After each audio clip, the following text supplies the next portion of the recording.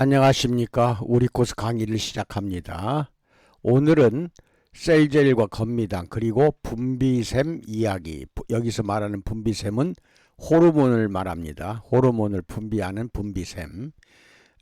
합동연합학술원 석박사 과정 신입생 연중 모집합니다. 대체 의학과를 부활의학과로 고쳤습니다. 부활의학과는 인천 캠퍼스에서 하고 담당은 제가 맡아서 합니다. 010-6304-2175 신학과는 서울의 캠퍼스에서 합니다. 이게 인천의 부활의학과 과정을 배우고 싶으신 분이나 관심 있으신 분, 특히 내일 화요일, 이게 이제 화요일 아침에 이게 방송이 나가는데 10시 반에 인천 캠퍼스에서 녹용대보탕을 가지고 실기 수업을 합니다. 와서 한번 보시기 바랍니다. 청강생 얼마든지 받아드립니다. 청강생 얼마든지 받아드립니다. 전화 주시고 장소를 물어보시기 바랍니다. 구독과 알림 설정 해주시고 영상에 볼 때마다 좋아요를 눌러주시면 저에게는 큰 힘이 됩니다. 건강미인 창조기업이 우리 코스입니다. 항상 건강한 미인을 창조한다. 그리고 이제 다음 그림 이것을 말하기 전에 제 설명부터 귀로 들어보시기 바랍니다. 많은 사람이 집에는 생명이 없다고 생각합니다. 그렇죠? 목재, 못, 벽에 붙일 석판이라든지 초인종, 집안을 장식할 조각상 등만 있으면 집을 만들 수 있습니다. 가장 간단한 형태의 집은 이 정도로 충분하지만 우리 주변의 집을 보면 훨씬 생동감 있는 하나의 생명체처럼 보입니다. 물, 공기, 전기선은 마치 생명체의 혈관처럼 집안을 복잡하게 통과하지만 누군가 밖에서 조절해주지 않으면 제 기능을 할 수가 없습니다. 수도꼭지 끝을 누군가 조절해주지 않으면 편안히 샤워하거나 적당한 목욕물을 얻을 수가 없습니다. 집안에 있는 온갖 종류의 다이얼과 스위치, 리모컨 등을 적절하게 조절해야만 모든 시스템이 정상으로 원활하게 돌아갑니다. 때로는 집안의 가구나 예술품, 벽에 걸린 장식물에서도 집안의 분위기가 달라집니다. 집을 아끼기 때문에 그만큼 신경을 쓴다는 말입니다. 대개는 모든 것이 잘 돌아가고 있어서 좀처럼 집이 어떻게 유지되는지 알지 못하다가 어디엔가 문제가 생기면 그제서야 집이 돌아가는 시스템에 관심을 갖게 됩니다. 그런 집에서 그러면은 집에는 어떤 일이 벌어질까요? 아마 굉장히 다양한 문제가 발생할 가능성이 많습니다.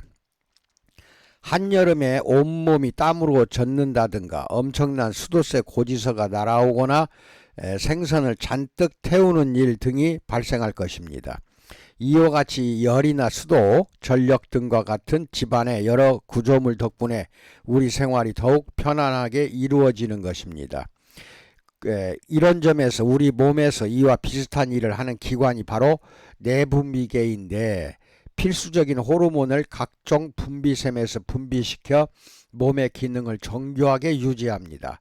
마치 할머니처럼 다른 사람 눈에 띄지 않으면서도 중요한 집안일을 도맡아 합니다. 이러한 분비샘들은 자기들끼리 알아서 분비 여부를 조절하기 때문에 집안에서처럼 전등이나 각종 스위치를 끄거나 켤지 고민할 필요는 없습니다. 그렇다고 해서 내 몸의 호르몬에 대해 아예 몰라도 된다는 말이 아닙니다. 실제로 당신 몸이 호르몬을 잘 조절하도록 도울 방법은 생각보다 많습니다. 호르몬을 얘기하면 혈기 왕성한 10대 남자들과 섹시한 여배우 포스터를 연상하겠지만 호르몬은 우리 몸에서 그것보다 훨씬 다양한 일을 합니다. 스트레스를 조절하고 지방을 흡수하거나 생산해냅니다. 우리 몸에서 호르몬들이 작용하는 과정과 분비샘에서 호르몬을 분비하는 과정은 굉장히 복잡합니다. 만약 이 강의가 의학 교과서였다면 전화번호부 책보다 더 많은 약어로 가득 차 있을 것입니다. 만약 호르몬들이 고장 난다면 정말 무서운 일들이 벌어집니다. 미국의 유명한 올림픽 단거리 선수였던 게일 댄버의 예를 들어봅시다. 1980년대 말 그녀는 편두통, 시력 저하, 탈모, 빈맥, 심한 피로감 같은 다양한 신체 이상 증상을 느꼈습니다. 처음에는 의사조차 체력 소모가 심한 운동을 하는 선수에게 생길 수 있는 일반 증상으로만 간주했던 것입니다. 그런데 2년도 채 안 되어 하지절단을 고려할 정도로 증상이 심해진 뒤에야 덴버는 그레이브스병이라는 진단을 받았던 것입니다.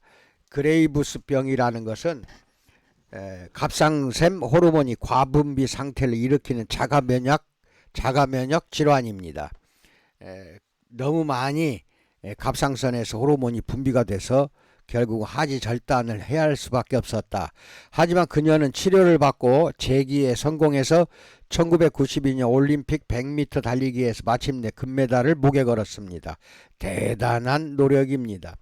덴버의 이야기는 내분비계 질환의 여러 가지 특징을 보여주고 있습니다. 여기까지 말하고 지금부터는 이 앞에 이 글씨를 보세요. 사실인가 거짓인가. 호르몬이 당신을 울게 한다. 땀을 통해 필요 이상의 소금을 배출하고, 그렇죠? 소금을. 그리고 소금을 배출하고, 소변으로 노폐물, 콧물로는 세균을 내보내듯이 눈물에도 나름대로 목적이 있습니다. 평소 흘리는 눈물은 윤활유처럼 우리 눈을 부드럽게 만들어 바람과 공기 중에 미세한 먼지로 입을 수 있는 손상을 막아줍니다. 자극성 눈물은 눈이 모래, 벌레나 돌 또는 바람에 의해 손상을 입었을 때 눈을 보호하기 위해서 눈물이 분비가 됩니다. 이 두 눈물은 모두 눈을 보호하려는 목적에서 나오는 것입니다. 그리고 감정의 눈물이라는 게 있어요. 이것은 아주 기쁘거나 슬플 때처럼 감정을 느낄 때 분비됩니다. 이 눈물은 평상시 자극성 눈물에 비해 스트레스 호르몬을 더 많이 포함하는데, 즉 눈물 속에 스트레스 호르몬이 많다는 것입니다. 눈물을 통해 몸 밖으로 나갑니다. 그렇다면 스트레스 호르몬이 눈물을 흘리게 하는 것일까요? 스트레스 때문에 증가하는 호르몬 가운데 울음과 관련이 있다고 알려진 것이 바로 프로락틴입니다. 이것은 유선 자극 호르몬입니다. 즉 젖이 잘 나오게 하는 호르몬이죠. 감정적 울음의 횟수와 혈중 프로락틴 농도는 서로 비례합니다. 그러니까 감정적으로 울음을 많이 울면 울수록 혈중에 있는 프로락틴 농도도 서로 비례한다는 겁니다. 일반적으로 남자에 비해 여자가 더 우는데 여자가 더 잘 울어요. 프로락틴 농도 역시 여자가 훨씬 높습니다. 약 60% 이상이 높아요. 울음에 대해 좀 더 얘기하자면 감정의 눈물은 오직 인간만이 흘릴 수 있습니다. 일부에서는 고릴라와 코끼리도 눈물을 흘린다고 하지만 아직 좀 더 연구가 필요합니다. 아마도 인간에게는 감정을 느끼고 처리하는 과정이 더 발달했고 눈물 역시 더 깊은 감정을 표현하는 한 방법인 것 같습니다. 갑작스레 눈물이 흐르면 당황스럽겠지만 이것은 이미 스트레스가 지나쳐 당신의 건강을 위협할 수준이라는 뜻으로 눈물을 통해 없애버려야 합니다. 따라서 우는 것이 나쁜 것만은 아니라는 것입니다. 여기까지 설명을 드렸고요. 다음 그림을 봅니다. 글씨네요. 사실일까 거짓인가. 호르몬이 감정을 조절한다. 이 내용이 사실인지 거짓인지 알아보겠습니다. 실제로는 그 반대입니다. 즉 호르몬이 감정을 조절하는 게 아니라 감정이 호르몬을 조절합니다.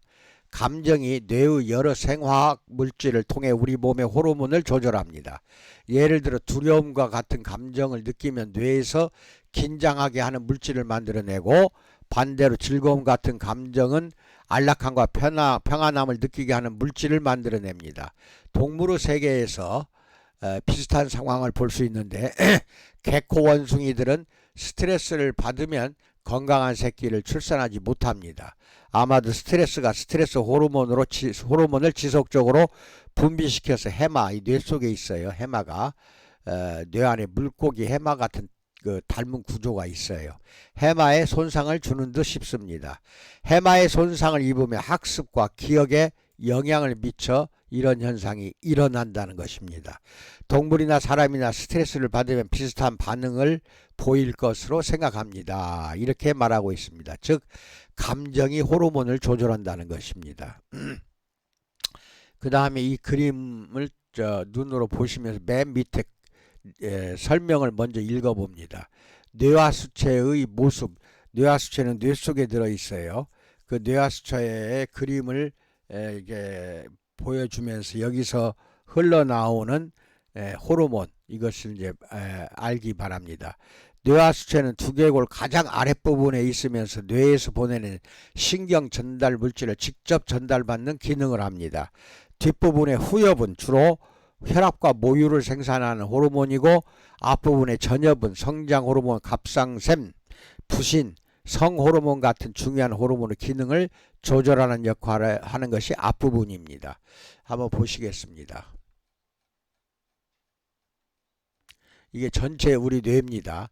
뇌에 이제 이게 회색질이 있고 그 다음에 뒤에 부분에 소뇌가 있어요. 뇌하수체로 가는 동맥이 있고 혈관이 이렇게 혈관이 있고 그 다음에 전엽이 있고 시신경이 이렇게 흘러서 연결되고 후엽이 이 부분입니다. 이게 후엽이고 그 다음에 동맥으로 들어가고 안장이라는 부위가 있고 부비동 이 코 속이에요. 코 속에 코 위와 눈 옆 얼굴뼈 안에 있는 공간 비어있는 공간이 이 부비동입니다. 그 다음에 이렇게 이제 모든 것이 동맥으로 갔다가 정맥으로 흘러나옵니다. 정맥으로. 그 다음에 뇌하수체 전엽.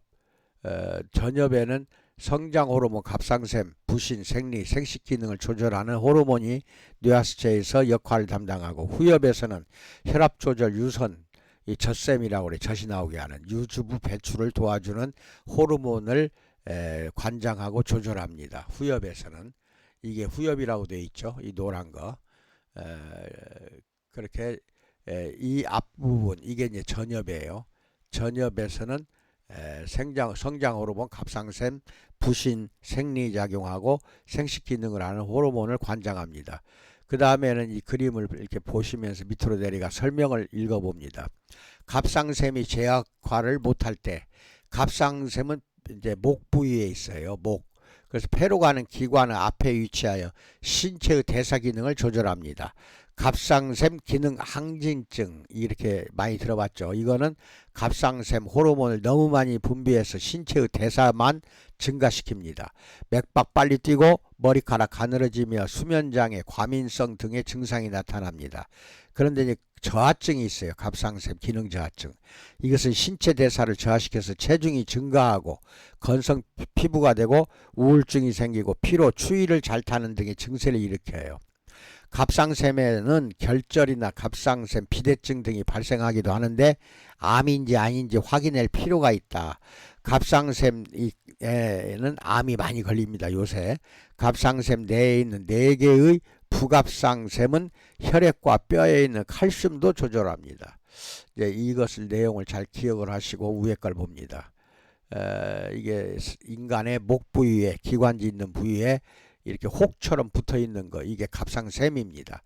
갑상샘이 이렇게 돼 있고 그 다음 부갑상샘이 있고 앞에 있는 것이 갑상샘, 낭종, 그 다음에 이게 후두 부분이고 그 다음에 기관지는 이제 허파로 이어지죠.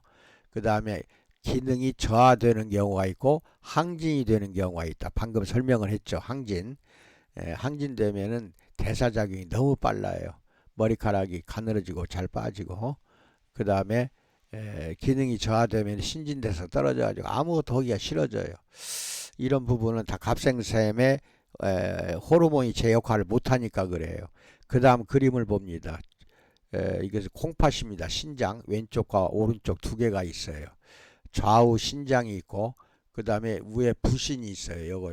이게 이제 부신입니다. 부신을 잘 기억하세요. 여기서 호르몬이 많이 만들어져요. 그 다음에 위험할 때 느끼는 거 이런 거 등등. 자, 신장 위에 고깔모자 이게 이제 부신이에요. 신장은 우리 몸의 독소를 소변으로 내보내는 역할을 하지만 혈압 조절 기능도 해요. 고혈압 환자가 평생을 고혈압 약을 먹으면 억지로 혈압을 조절하기 때문에 신장이 망가집니다. 원래는 혈압 조절 기능이 신장이 제대로 그냥 자연스럽게 돼야 되는데 약으로 강력하게 조절하기 때문에 이 기능이 망가져요. 그래서 콩팥을 떼어내기도 하고 완전히 망가지기도 합니다. 실제로 신장으로 들어가는 동맥이 막히면 고혈압이 발생합니다. 동맥 막히면 마치 고깔모자처럼 생긴 부신 이것은 신장 위에 붙어 있는 부위, 꼭 완두콩처럼 양쪽 하나씩 붙어 있어요. 부신은 신장 위에 앉아 있는 것 같은 모양새입니다. 부신은 뇌하수체로부터 신호를 받아, 아까 그 뇌에서 나오는 신호, 그래서 스테로이드와 그 다음에 성호르몬을 만들고 더 안쪽에서는 위기상황에 분비하는 아드레날린을 저장하고 있다는 것도 알고 계시기 바랍니다. 이게 부신 피질이 있고 수질이 있어요. 피질에서는 방금 여기서 이야기한 대로 스테로이드와 성호르몬 만들고, 그 다음에 수질 안쪽에 부신 수질 안쪽에서는 방금 이야기했죠. 무엇을? 아드레날린, 아드레날린을 분비합니다. 여기 보시면은 이게 이제 부신이에요. 오른쪽 부신이고 이건 왼쪽 부신입니다. 이건 이제 부신을 보면 그 바깥쪽을 피질이라고 하고 안쪽을 수질이라고 그래요. 양쪽에서 다 호르몬을 분비합니다. 뇌하수체가 지시를 하면은 호르몬이 여기서 만들어져요. 그 다음에 가로 대동맥, 대정맥이 있고, 콩팥에서는 이제 소변을 걸러내잖아요. 그 역할을 하는데,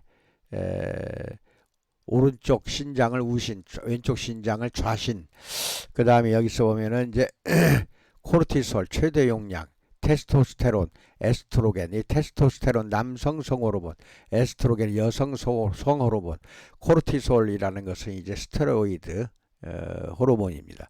위험, 아드레날린은 위험할 때 아껴 쓰기 위해서 아까 그 수질, 부신 수질 속에 들어있다. 이 속에 들어있습니다. 그래서 분비가 뇌하수체의 지시를 받아서 분비를 하는 것입니다. 여기까지 말씀드렸습니다.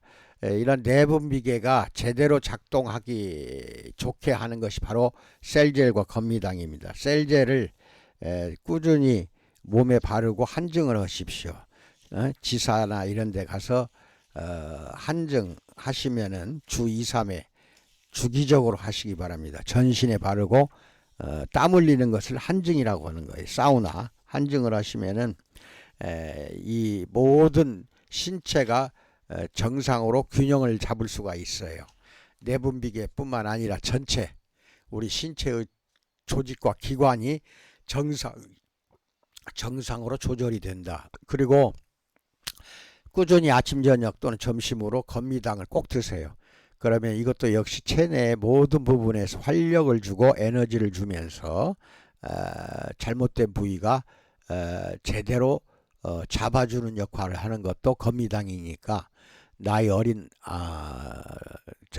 아이들부터 집안의 노인까지 건미당은 상시 복용하는 게 좋습니다.